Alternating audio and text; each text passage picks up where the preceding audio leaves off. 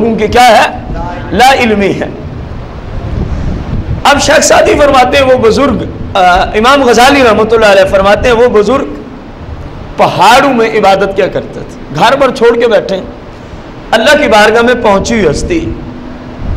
ایک دن ان کو غیب سے آواز آتی ہے فلاں بازار کے فلاں چوک میں جاؤ، وہاں پر ایک موچی بیٹھا ہے جوتیوں کی سلائی کرنے والا، اس کو کہو کہ تیرے لیے دعائے بخشش کرے۔ اب غور کرو بھائیو، بات کیا چل رہی ہے قرآن کی روشنی میں؟ اللہ نے جنت ان کے لیے بنائی ہے جو تکبر نہ کرے، اللہ نے جنت ان کے لیے بنائی ہے جو تکبر۔ اس پہ میں آپ کو ایک بات عرض کرنے چلا ہوں احیاء العلوم سے۔ امام غزالی نے فرمایا کہ اللہ کی طرف سے اس بندے کو آواز آتی ہے غیب سے، حالانکہ بہت بڑی ہستی ہے وہ خود، فلاں بازار میں فلاں چوک میں ایک موچی بیٹھا ہے، کیا سیتا ہے؟ ان کے پاس جاؤ، ان کو کہو کہ میرے لیے دعا بخشش کر۔ اس بزرگ کو حکم ہوا، چل پڑا اللہ کا حکم مانتے ہوئے۔ جب وہاں پہنچا اس موچی سے پوچھا بھائی تیری عبادت کا شیڈول کیا ہے، تو کیا کرتا ہے؟ اور جن کے پاس کچھ ہوتا ہے وہ پھر بتایا نہیں کرتے۔ اس نے کہا بھائی بس نماز پڑھ لیتا ہوں، رمضان کے روزے رکھ لیے، بس جو فرض عبادت ہے وہ کر لیتے ہیں جو اللہ کا حکم ہے بس۔ اب اس عابد نے سوچا اس میں کوئی ایسی بات نہیں ہے کہ میرے جیسا بندہ اس سے دعا کرائے، میرے جیسا عابد اس بندے سے، یہ تو عام فام شریعت پہ چلنے والا، میں تو پہاڑوں میں زندگی گزار رہا ہوں۔ واپس چلا گیا، دعا نہیں کرائی اپنے لیے۔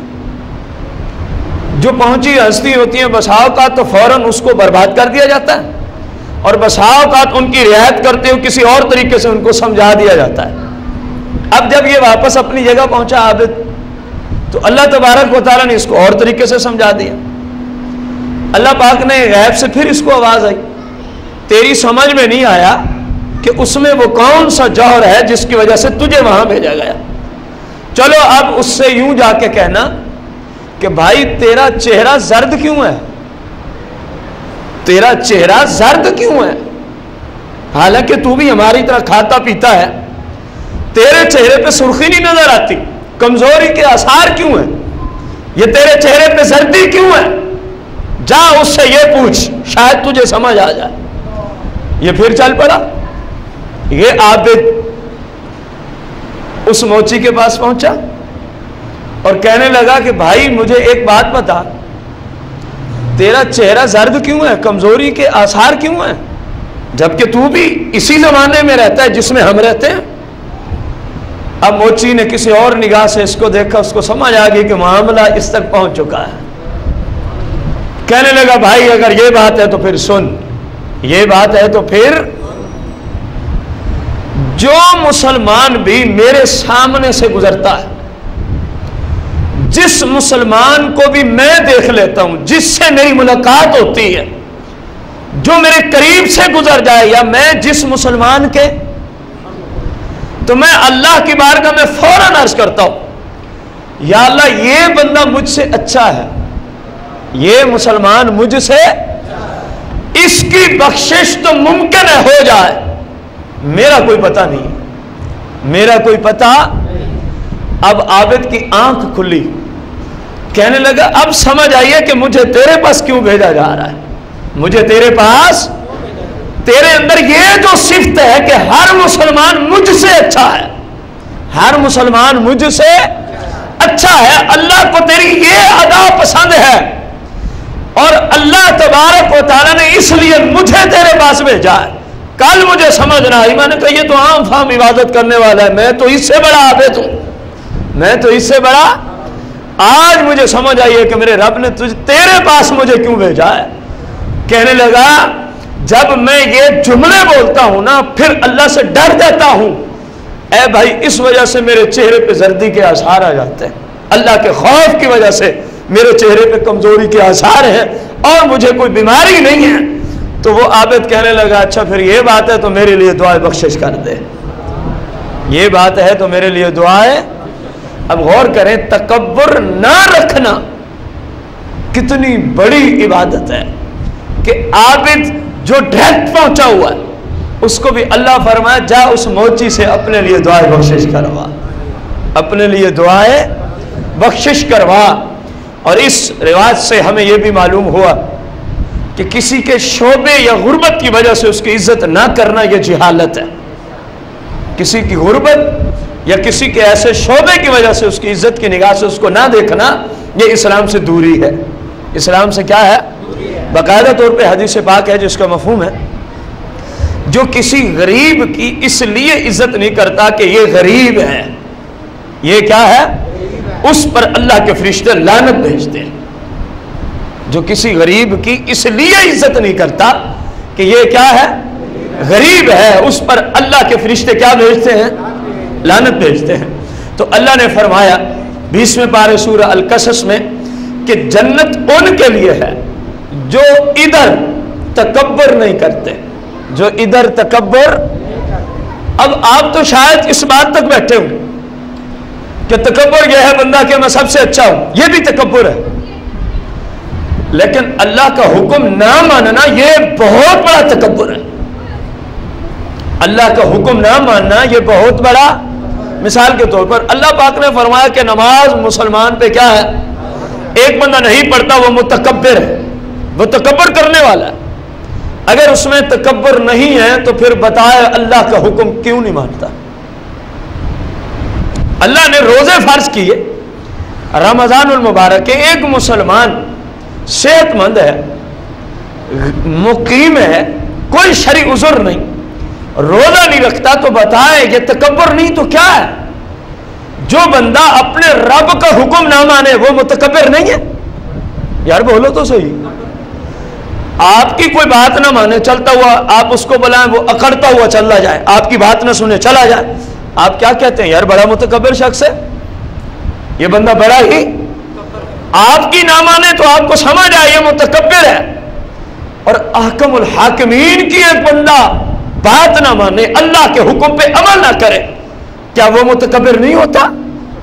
دیکھیں شیطان نے اللہ کا حکم نہیں مانا، قرآن کہہ رہا ہے ابا واستکبر، اس نے تکبر کیا، اللہ کا حکم نہ مانا، اس نے تکبر کیا اللہ کا حکم۔ تو معلوم ہوا جو اللہ کے احکامات پہ عمل نہ کرے وہ متکبر ہے، جو اللہ کے احکامات پہ مسلمان ہونے کے باوجود عمل نہ کرے وہ تکبر کرنے، اور اللہ فرما رہا ہے تکبر والوں کے لیے جنت نہیں ہے۔ قرآن ہے، تکبر والوں کے لیے جنت ہے۔ رسول کائنات صلی اللہ علیہ وسلم کا سیاہ میں یہ فرمان عالی شان بھی موجود ہے، سرکار علیہ الصلوۃ والتسلیم نے فرمایا کہ اگر رائی کے دانے کے برابر، کتنی مقدار میں؟ رائی کے دانے کے برابر بھی کسی مسلم میں تکبر ہوا تو وہ جنت کو نہیں جا سکے گا۔ تکبر اتنی گندی چیز ہے۔ اور دوسری بات اس آیت میں جو فرمائی گئی ولا فسادہ، جنت ان لوگوں کے لیے ہے، ان مسلمانوں کے لیے ہے جو دنیا میں فساد برپا نہیں کرتے، جو دنیا میں فساد برپا نہیں کرتے۔ بہت ساری اس کی مثالیں ہیں، لیکن ہم اس وقت جو مثال دینا چاہیں گے اس کی ضرورت اشد ہے۔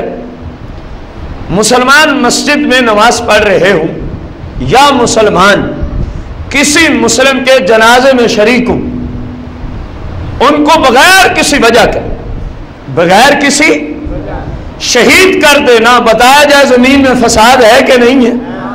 اونچی بولے، زمین میں فساد ہے کہ نہیں ہے؟ تو یہ دہشت گرد کون سے اسلام کو پھیلا رہا ہے؟ قرآن کچھ کہہ رہا ہے اور یہ کسی اور اسلام کے پیچھے پڑے ہوئے۔ نمبر 2، ایک عالم دین کی، ایک اللہ کے ولی کی، ایک بہت بڑے محدث فقیہ کی بات ہم الگ رکھتے ہیں۔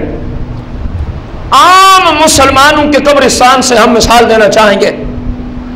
یہ ہمارے قریب آپ کے علاقے میں قبرستان ہے مسلمانوں کا، ایک بندہ جا کے یہاں عام مسلمانوں کی قبروں کی بے حرمتی کرے، مردوں کو نکال کے چوکوں میں لٹکا دے، آپ بتائیں آپ کیا کہیں گے اس بندے کو؟ یہ فساد فی الارض ہے کہ نہیں ہے؟ بولو تو صحیح۔ حالانکہ ایک عام مسلمان کی قبر اس نے اکھیڑی، عام مسلم کی قبر سے اس کی لاش نکال کے بے حرمتی کی، ان درندوں سے ہم پوچھتے ہیں جو اللہ کے ولیوں علماء مشائخ کی مزارات سے ان کی لاشوں کو نکال کے چوکوں میں لٹکا دیتے ہیں، وہ درندے بتائیں تم کون سا اسلام نافذ کرنا چاہتے ہو؟ کون سے اسلام کو تم مانتے ہو؟ جبکہ قرآن کہہ رہا ہے کہ عاقبت کا گھر ان کے لیے نہیں ہے، جنت ان کے لیے نہیں ہے جو زمین میں فساد برپا کرتے ہیں۔ کسی مسلم کو قبر سے نکالا جائے، آپ کہیں یہ فساد ہے، تو کسی ولی کی قبر سے اس کو باہر نکالا جائے، اس کی لاش کی بے حرمتی کی جائے، بتایا جائے یہ فساد عظیم ہے کہ نہیں ہے؟ تو یہ طالبان کون سا اسلام چاہتے ہیں؟ یہ دہشت گرد، یہ غنڈے ہمیں بتائیں کون سا اسلام چاہتے ہیں؟ بزرگان دین کی قبروں سے ان کی لاشوں کو نکال کے بے حرمتیاں کرتے ہو، بے غیر تو یہ کون سا اسلام ہے؟ جبکہ قرآن تو اس کی نفی کر رہا ہے۔ قرآن کہہ رہا ہے جو فساد برپا کرے اس غنڈے کے لیے ہم نے جنت بنائی۔ بتایا جائے یہ کون سا اسلام چاہتے ہیں؟ آج بڑے بڑے لوگ اپنے آپ کو سٹیجوں پہ بیٹھ کے ہم جی ان کے ساتھ ہیں، وہ دہشت گرد ہے۔ تم دہشت گرد ہو تو پھر نعرہ لگاؤ۔ وہ کون سا اسلام لاگو کر رہے ہیں ہمیں بتائیں؟ یہ کون سی حدیث میں آیا؟ پورے قرآن کی کون سی سورت کی کون سی آیت نمبر میں آیا کہ کسی عالم، کسی نیک بندے کی قبر سے اس کے مزار کو شہید کر کے اس کے جسم مقدس کو نکال کے چوکوں میں لٹکا دیا جائے؟ ہم پوچھتے ہیں ان سے یہ کون سی حدیث پہ عمل کیا جاتا ہے؟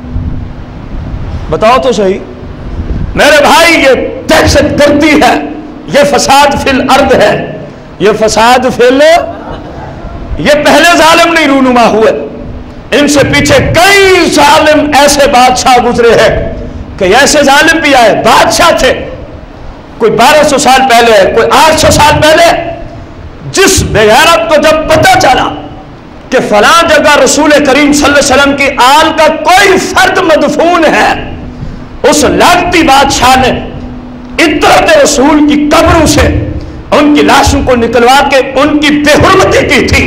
یہ آج کے گنڈے نہیں، ان کی نسل بڑی دور سے آ رہی ہے۔ میں آپ کو یہ عرض کرنا چاہوں گی اس آیت کی روشنی میں کہ یہ اسلام نہیں ہے، یہ اسلام اپنے صرف اصول منواتا ہے، کسی کی عقل کو سامنے آنے دیتا۔ یہ کون سا اسلام؟ آج میں آپ کو لے کر پاکستان میں کھڑا ہو جاؤں، چوک پہ چلا جاؤں، بازار میں چلا جاؤں، کسی مسلمان کی گاڑی کو جناب ماروں، اس کو توڑ پھوڑ کروں، کسی مسلم کی جائیداد تباہ و برباد کروں، اور میں کہوں گی میں تو اسلامی قانون نافذ کر رہا ہوں، میرے اوپر اسلام نے یہ لاگو نہیں کیا۔ اسلامی قانون نافذ کرنا، عدالت میں اسلام کے مطابق فیصلے کروانا، یہ ملک کے حکمرانوں کے اوپر ذمہ داری ہے۔ فیصلے کرنا میری ذمہ داری، غلط کریں گے تو قیامت کے دن خود جواب دیں گے، غلط کریں گے تو قیامت کے دن، اگر یہ اسلام ہے تو پھر تو دنیا میں زندہ کوئی نہیں رہ سکے گا۔ کسی مسلک کے نزدیک دوسرے گستاخ رسول، ان کے نزدیک یہ مشرک، کسی کے نزدیک وہ فارغ، تو پھر یہ خود ایک دوسرے کو سزا دینا شروع کریں۔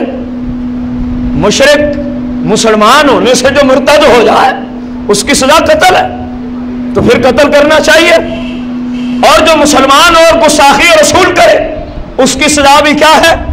قتل ہے۔ تو پھر یہ تو فساد عظیم برپا ہو جائے، میرے بھائی چور ہمارے سامنے بھی چوری کرے، ہم اس کے ہاتھ کاٹ سکتے، کیونکہ یہ عدالت کا کام ہے۔ یہ کام کس کا ہے؟ عدالت کا ہے۔ جو اس ملک کی حکومت ہے غلط کرے گی تو خود کل کو جواب دے گی۔ یہ سزا دینا، فیصلے کرنا حکومت کی ذمہ داری ہے، عام فرد کی ذمہ داری، ریا کی یہ ذمہ داری نہیں، ورنہ ہوگا کیا؟ فتنہ اور فساد، فتنہ اور فساد۔ اور اللہ فرما رہا ہے قیامت کے دن جنت اس کو نہیں ملے گی جو دنیا میں فساد برپا کرے، جو دنیا میں کیا برپا کرے؟ فساد برپا کرے۔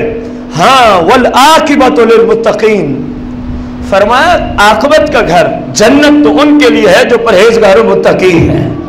جو پرہیزگار ہو، اور پرہیزگار و متقی پتہ ہے کون ہوتے؟ جو کسی کو ستاتے نہیں، جو کسی کو تکلیف دیتے۔ یہ کون سا اسلام ہے؟ نماز پڑھتے ہوں کو شہید کر دینا اور کہنا ہم جہاد کر رہے ہیں۔ اور بے ایمانوں، جہاد کفار سے ہوتا ہے، مسلمانوں کو مارنا کبیرہ گناہ ہے، یہ جہاد نہیں۔ کبھی مسلمان عیدگاہ میں ہیں تو ان کو شہید